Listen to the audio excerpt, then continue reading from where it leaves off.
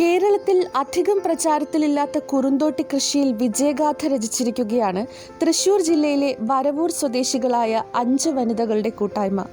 സുഭിക്ഷ കേരളം പദ്ധതിയുടെ ഭാഗമായാണ് ഇത്തരമൊരു വ്യത്യസ്ത വിള പരീക്ഷിക്കാൻ ഇവർ മുൻകൈയെടുത്തത്.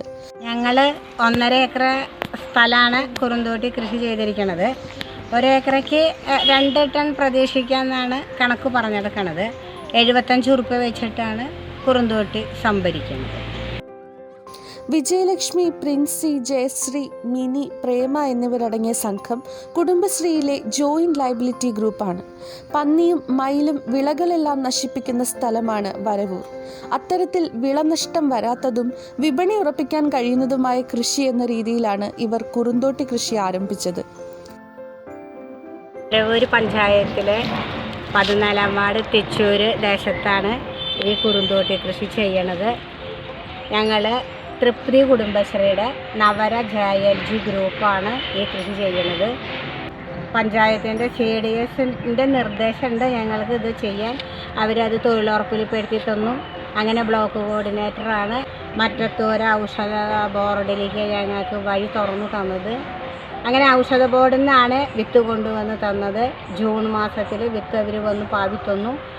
സംസ്കൃതത്തിൽ ബല എന്നറിയപ്പെടുന്ന കുറുന്തോട്ടി വാതരോഗത്തിനും മറ്റനേകം ആരോഗ്യ പ്രശ്നങ്ങൾക്കും മരുന്നാണ്. കുറുന്തോട്ടി കൃഷി ചെയ്യാൻ തുടങ്ങിയത് 1.5 അടി ഉയരത്തിലും 1.5 അടി വീതിയിലുള്ള തടം എടുത്തു.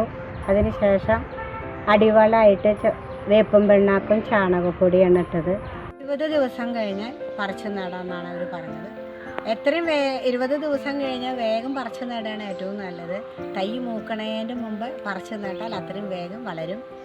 ഇംഗ്ലീഷ് വളം ഒന്നും ഉപയോഗിക്കാൻ പാടില്ല എന്ന് അവർ പ്രത്യേകം പറഞ്ഞിട്ടുണ്ട്. ഇതിൽ ഞങ്ങൾ ചെയ്തിരിക്കുന്നത് വേപ്പും പിണ്ണാക്ക് ചാണകപ്പൊടിയാണ്. തൈ നട്ട് കഴിഞ്ഞപ്പോൾ ചിലയിടത്തിലൊക്കെ തൈ വളരാതെ നിന്നിരുന്നു. അപ്പോൾ ബോർഡിൽ നിന്ന് വന്ന് അവർ പറഞ്ഞു തന്നു പച്ച ചാണകം കലക്കി ഒഴിച്ചിട്ട് കുറച്ച് മണ്ണിട്ട് കൊടുക്കണമെന്ന്. അതുപോലെ ഞങ്ങൾ ചെയ്തപ്പോൾ തൈയൊക്കെ എല്ലാതും ഒപ്പം വന്നു.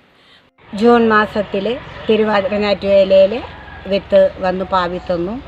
ജൂലൈയിൽ ഇതിൻ്റെ നാട് തുടങ്ങി.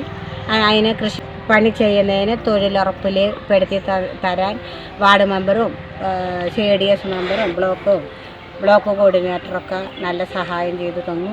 അവരെല്ലാ കാര്യത്തിനും നാട് പണി ചെയ്യുന്നത് വരെ സഹായം ഉണ്ടായി. അങ്ങനെ 1.5 ഏക്കർ തരിശു നിലത്തിൽ കുറുന്തോട്ടി വളർന്ന് പച്ച വിരിച്ചു. ജനുവരി മാസത്തോടെ വിളവെടുപ്പിന് പാകമാകും. രോഗങ്ങളും കീടങ്ങളും വളരെ കുറഞ്ഞ കുറുന്തോട്ടിയുടെ പരിപാലനവും മറ്റു വിളകളെ അപേക്ഷിച്ച് എളുപ്പമാണ്.